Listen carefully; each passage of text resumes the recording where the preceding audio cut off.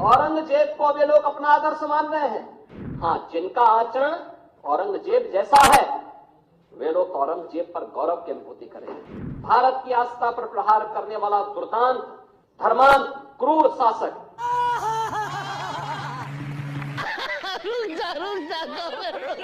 तो भैया देखा, लगता है आजकल बीजेपी वालों ने नेहरू जी को छुट्टी पर भेज दिया है, क्योंकि आजकल उनसे ज्यादा तो चारों तरफ औरंगजेब की चर्चा हो रही है।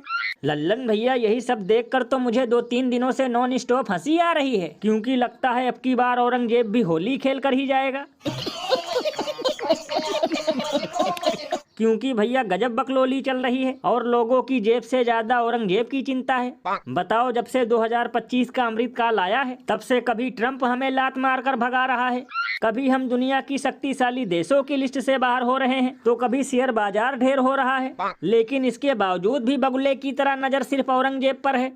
भैया इसीलिए तो लोग घनघोर बेइज्जती करते हुए ये कहते हैं कि जब से आई है डबल इंजन की सरकार तब से देश में हर दिन हो रहा है ड्रामा पार।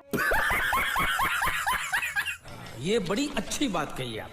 और भैया सबसे कमाल की बात तो ये है कि इस खबर से गोदी मीडिया वाले भी ऐसे चिपक गए हैं, जैसे लगता है अब की बार की होली का खर्चा ये लोग औरंगजेब की कब्र से ही निकालेंगे। तो लल्लन भैया, इसमें हैरानी की क्या बात है? ये तो इनका हमेशा का है कि जिस मुद्दे में हो जमकर हिंदू मुसलमान, उसमें लगा दो अपना पूरा गोबर ज्ञान।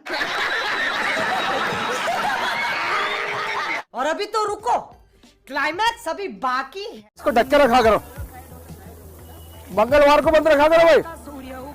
क्या दिक्कत है मंगलवार को बंद करने में? दिक्कत है भाई? भैया परमानेंट बंद कर दे और इसे ढका करो। वाह क्या सीन है।